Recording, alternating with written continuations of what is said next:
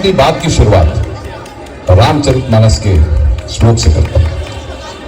प्रात काल उठ के रघुनाथा, मात पिता गुरु नावी माथा, आरुषि मागी करे पुर काजा, देखी चरित हर्षि महाराजा। प्रात काल उठकर माता पिता और गुरु की को नमस्कार करते हैं और उनके बताए अनुसार कार्य को करते हैं, तो इसको देख के राजा अत्यधिक खुश होते हैं। और मैं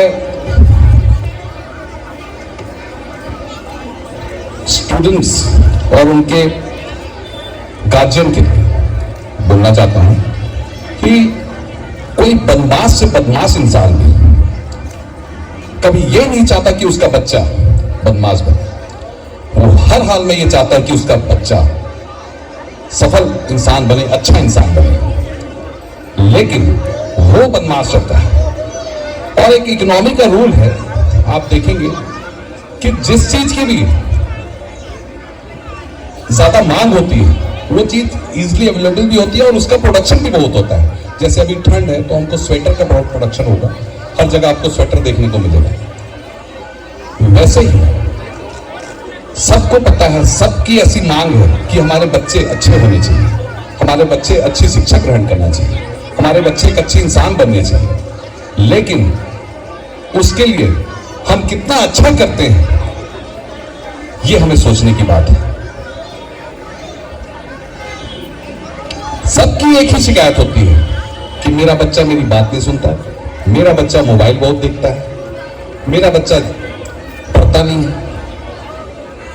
स्कूल में पढ़ाई में ध्यान नहीं देता है, या और भी। तो मैं ये बोलता हूं कि सबसे बड़े बच्चे के प्रोग्रेस में उसके माता पिता का और उसके परिवार का योगदान होता है। 15 घंटे वो घर पे रहता है, 7 घंटे 8 घंटे जो भी स्कूल पे रहता है। और उसके बाद आप ये देखेंगे कि हमारे घर में बेडरूम में हमने सब तो मैं नहीं बोलता, लेकिन बहुत हद तक हम लोगों ने टीवी लगा रखी है। उस टीवी लगाने का कारण यह है कि हम फ्री टाइम में टीवी देखते हैं और अपने काम के बाद उस काम को करते हैं, जो भी नाटक सीरियल्स जो भी आते हैं। लेकिन किसी ने अपने रूम में लाइब्रेरी बनाई है? आपका बच्चा वही करेगा जो आप करोगे। एक बहुत अच्छी एक किस्सा है कि मैं ट्रेन में जा रहा था तो एक छोटा सा बच्चा किताब पढ़ रहा था। तो मैंने उसकी मदर से पूछा भी क्या बात है, ये बच्चा बुक क्यों पढ़ रहा है? तो बोले आजकल के बच्चे करते क्या है, जो माँ बाप करते हैं वही बच्चे करते हैं। तो बच्चा वही करेगा जो आप करेंगे। और जब मैं नहीं पढ़ूंगा, मैं बुक्स नहीं पढ़ूंगा, तो मेरा बच्चा कैसे बुक्स के प्रति बनेगा? आप देखिए जो छोटा बच्चा पैदा होता है, हम भी एक जानवर से निकल के पहले बंदर का रूप थे, फिर धीरे धीरे आगे हमारी स्पीशीज चेंज होती। एक जानवर अगर पैदा होता है तो आप देखिए वो पैदा होते साथ ही चलने लग जाएगा, खाने लग जाएगा, दौड़ने लग जाएगा, कूदने लग जाएगा। लेकिन एक इंसान का बच्चा अगर पैदा होता है तो पैदा होते साथ वो नहीं चलता है। और अगर पैदा होते साथ उसको जंगल में भेज दिया जाए, छोड़ दिया जाए उस एक दिन के बच्चे को, तो वो 100% मर जाएगा। क्योंकि उसकी एक ही हैबिट होती है, अगर आप ऐसे उंगली में अगर हाथ रखेंगे तो आपकी उंगली को मुंह में ले लेगा, या तो वो दूध पिएगा या फिर जो है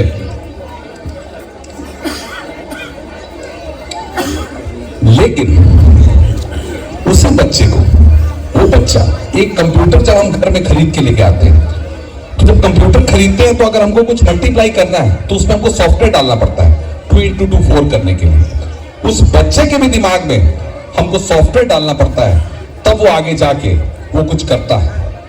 और जैसा आप सॉफ्टवेयर डालते जाएंगे उस 5 साल के बच्चे तक, 5 साल तक, 7 साल तक, जैसे आप सॉफ्टवेयर डालेंगे वैसे आपका बच्चा आगे बनता जाएगा। और जो मोबाइल है, आप ये देखेंगे कि टेस्ट होता है इलेक्ट्रोकेप्लोग्राम टेस्ट। ये टेस्ट जब हम किसी जवान इंसान का करते हैं तो उस टेस्ट में अल्फा वेव्स आती हैं, और उसी टेस्ट को एक बच्चे के करेंगे तो उसमें थीटा वेव्स आती है, 4 आती, मैं जल्दी बता रहा हूं। अगर आप किसी को हिप्नोटाइज करते हो, आप हिप्नोटाइज मतलब आप उससे कुछ पूछना चाहते हो, तो उसको ये टेस्ट किया जाता है, उसके बाद हिप्नोटाइज किया जाता है, तो आप बोलेंगे खड़े हो जाओ, तो खड़े हो जाओ। तो बच्चे के अंदर भी, बच्चे के दिमाग में भी यही वेव्स चलती है। आप जो उसके दिमाग में भरेंगे वही उसके दिमाग में चलेगा। तो ये हमको अपने आप में ये देखना है कि उस 7 साल के बच्चे को, जब छोटा सा बच्चा घर में उठता है, तो हम उसके सामने क्या कर रहे हैं। हम किताब पढ़ रहे हैं, हम रामचरितमानस पढ़ रहे हैं, हम कुरान पढ़ रहे हैं, बाइबल पढ़ रहे हैं, गुरु ग्रंथ साहब पढ़ रहे हैं, कि हम घूम रहे हैं और गाना सुन रहे हैं। एक बच्चे से हम पूछते हैं नोज कहाँ है, आइस कहाँ है। अरे 20 साल के आदमी से पूछना पड़ता है कि नोज कहाँ है, आइस कहाँ है, उसको बताने की जरूरत नहीं है। आप बच्चों को 50 स्टेट का नाम गिना दोगे, उसका कोई फायदा नहीं है।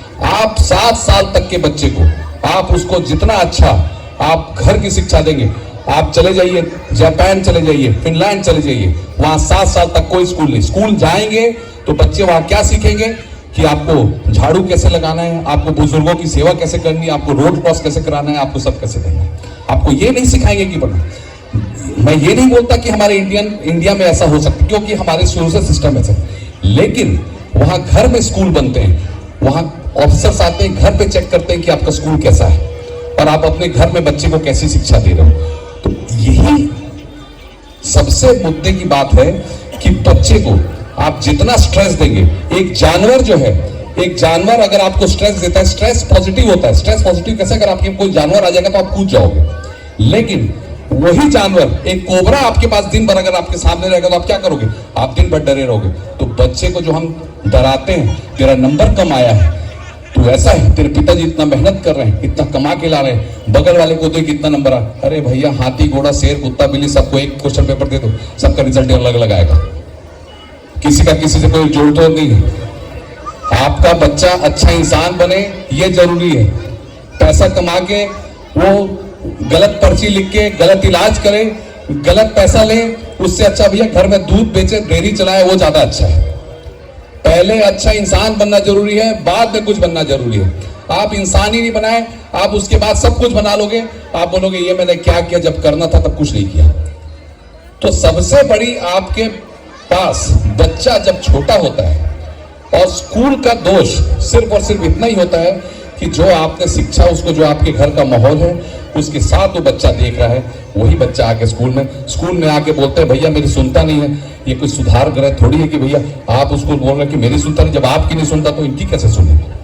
तो आपको अपने नेचर को वैसा करना चाहिए।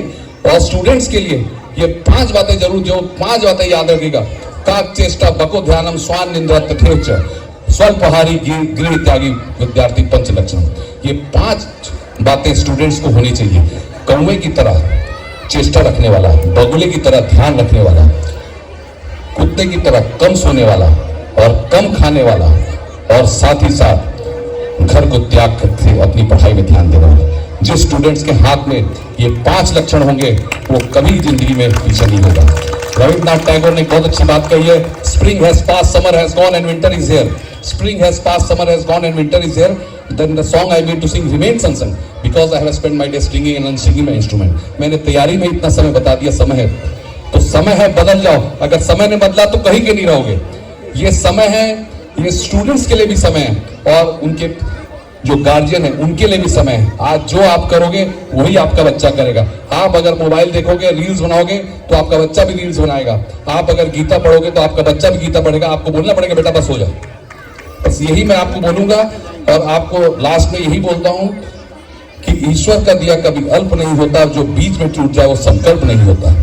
ईश्वर का दिया कभी अल्प नहीं होता, जो बीच में टूट जाए वो संकल्प नहीं होता। हार को लक्ष्य से दूर नहीं रखना, क्योंकि जीत का कोई विकल्प नहीं होता। और मैं यही बोलूंगा, अगर आप हिंदू हैं तो अपने बच्चों को रामचरितमानस पढ़ाएं, सुंदरकांड का पाठ पढ़ें, मुसलमान है तो कुरान पढ़ें। हर आदमी अपने धर्म के प्रति जागरूक रहे।